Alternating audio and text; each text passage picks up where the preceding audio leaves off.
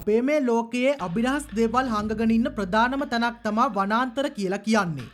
ඒ අතරේ ලෝකේ පස්වෙනියට ලොකුම වනාන්තරය බවට පත්වෙන කොංගෝ වනාන්තරය ඇතුලේ කොයිතරම් අභිරහස් වගේම අමුතු දේවල් හැංගිලා ඇතිද කියලා ඔබට හිතා ගන්නවත් පුළුවන්ද? එහෙම හැංගිලා තියෙන මේ අභිරහස් ගැන කතා නොකළොත් ඔබ විශ්වාස කරන්නවත් නැති නිසා අද මේ වීඩියෝ එකෙන් අපි කොංගෝ වනාන්තරයෙන් මෑතකදී හොයාගත්ත අභිරහස් අමුතුම දේවල් කිහිපයක් ගැන කතා කරමු. වීඩියෝ එක බලන ඔබ channel එකට තාමත් අලුත් කෙනෙක් නම් channel එක subscribe කරලා වීඩියෝ එකටත් like කරලා රන් දෙන්න අපිත් සමගම මේ වීඩියෝවේ අවසානය දක්වා.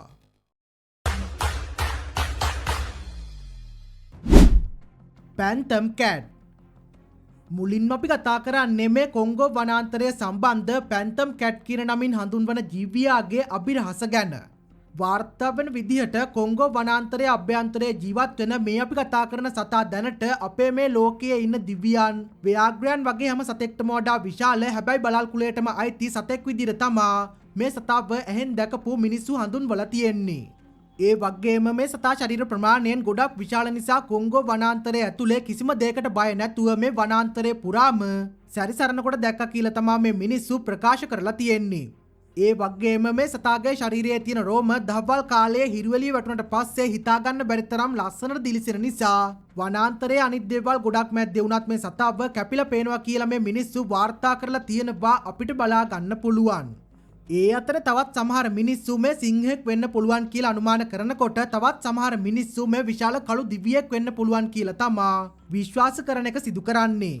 මෙහෙම ගොඩක් වාර්තා සිදු කරලා තියෙන මේ මිනිස්සු කොංගෝ වනාන්තරයේ Tamanගේ ජීවිතය කරගෙන වනාන්තරයේ ඇවිදින ගෝත්‍රික ජනතාව බවට පත් වෙන නිසා ඕන් කියන දේවල් එකපාරටම බොරු කියලා අපිට බැහැර කරන්න පුළුවන් වෙන්නේත් නැහැ.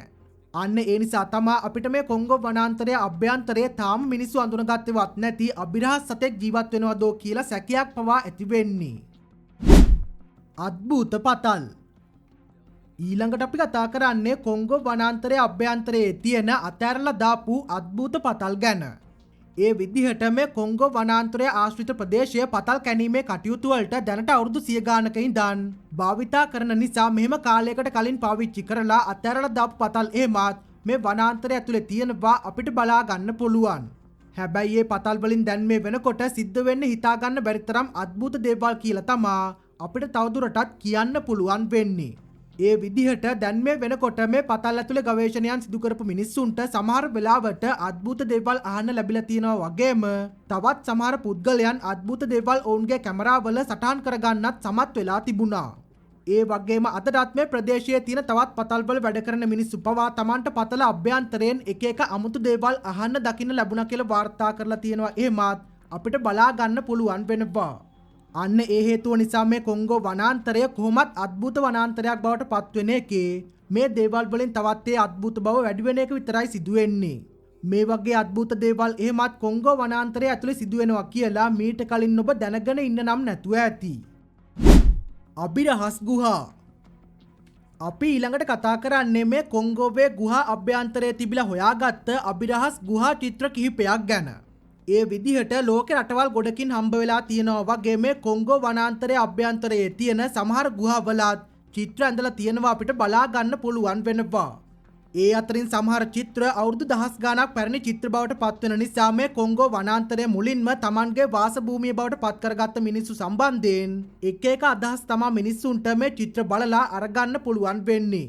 ඒ විදිහට මේ අතීත ජනතාව ඇඳලා තියෙන චිත්‍ර අතරේ මිනිස්සුන්ගේ අත්සලකුණු මූලික හැඩතල වගේම තවත් සත්තුන්ගේ චිත්‍ර වගේම මිනිස්සුන්ගේ හැඩරුව තියෙන චිත්‍ර එහෙමත් අපිට බලා ගන්න පුළුවන්. ඒ වගේම මේ සමහර චිත්‍ර වලින් ගොඩක් අద్భుත හැඩ තියෙන මිනිස්සු වගේ දේවල් එහෙමත් පෙන්වලා තියෙනවා වගේම වර්තමානයේ මිනිස්සු ජීවිතේට දැකලා නැති සත්තු එහෙමත් නිරූපණය කරලා තියෙන නිසා මේවා ඒ චිත්‍ර අඳිනකොටම කරපු වෙනස්කම්ද එහෙමත් නැත්නම් අතීතයේ මෙහෙම මිනිස්සු වගේම සත්තු කොංගෝ වනාන්තරයේ ජීවත් වුණා කියලා කියවෙනවද කියලා නම් තාම මේ චිත්‍ර පරීක්ෂා කරපු පුද්ගලයන්ට හොයාගන්න පුළුවන් වෙලා නැහැ. ඒ සමහර චිත්‍ර අතරේ ඩයිනෝසරයන් පවා මිනිස්සු නිරූපණය කරලා ඇඳලා තියෙන නිසා ඒ තරම් මෑත අතීතයේ මිනිස්සු ජීවත් වුණාද කියලාත් පර්යේෂකයන්ට ප්‍රශ්නයක් තමා මේ වෙද්දී ඇති වෙලා තියෙන්නේ. ඒ කොහොම වුණත් අපි හිතනවට වඩා ලොකු අතීතයක් මේ කොංගෝ වනාන්තරය සහ ඒ වනාන්තරයේ ජීවත් වෙලා තියෙන අතීත මිනිසුන්ට තිබිලා තියෙනවා කියලා නම් අපිට කියන්න පුළුවන්. අභිරහස් ගෝත්‍ර. අපි ඊළඟට කතා කරන්නේ මේ කොංගෝ වනාන්තරයේ ඉන්න හැබැයි දැන් මේ වෙනකොට ටිකෙන් ටික අතුරුදහන් වෙලා යන අබිරහස් ගෝත්‍ර ගැන. ඒ විදිහට මේ කොංගෝ වනාන්තරය කියලා කිව්වාම මේ වනාන්තරයේ තියෙන්නේ ගස් වැල් සහ සත්තු විතරයි ඉන්නෙත් කියලා හිතාගෙන හිටියානම් ඇත්තටම අපිට ඔයා වැරදි කියලා කියන්න පුළුවන්. ඒකට හේතුව වෙන්නේ අපි ජීවිතයට අහලා නැති විදිහේ ගෝත්‍රික ජනතාව එහෙමත් මේ වනාන්තරය ඇතුළේ ජීවත් වෙන නිසායි. මේ පුද්ගලයන්ට හිතා ගන්න බැරි තරම් වෙනස් අමුතම සංස්කෘතික ගති ලක්ෂණ එහෙමත් පිහිටලා තියෙනවා අපිට බලා ගන්න පුළුවන් වෙනවා. හැබැයි දැන් මේ වෙනකොට මේ ගෝත්‍රවල ඉන්න ජනතාව ටිකෙන් ටික අතුරුදහන් වෙලා යන එක තමයි ලොකුම අබිරහස් දේ බවට පත් වෙන්නේ. මිනිස්සු මේ වනාන්තර වලට සිදු කරන පරිසර හානිය වගේම මේ වනාන්තර ආශ්‍රිත ප්‍රදේශයේ තියෙන රටවල් වල ඇතිවන නිරන්තර දියුණුව නිසා මේ ගෝත්‍රික ජනතාව ටිකෙන් ටික අතුරුදහන් වෙලා යන්න පටන් අරගෙන තියෙනවා කියලා තමයි කියවෙන්නේ.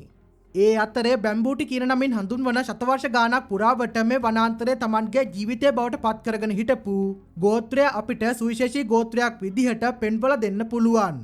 කාලයක් පුරාවට මේ ගෝත්‍රිකයන් ගොඩක් හොඳින් මේ වනාන්තරයක ජීවත් වුණාට දැන් මේ වෙනකොට කොංගෝ වනාන්තරයේ ආශ්‍රිතව ඇති වෙලා තියෙන එක එක නවීන තත්ත්ව නිසා තමයි මේ පුද්ගලයන්ගේ ප්‍රමාණය වේගයෙන් අඩු වෙලා ගිහින් ඔවුන්ගේ සාම්ප්‍රදායික දේවල් පවා එන්නම නැති වෙලා යනවා කියලා වාර්තා වෙන්නේ.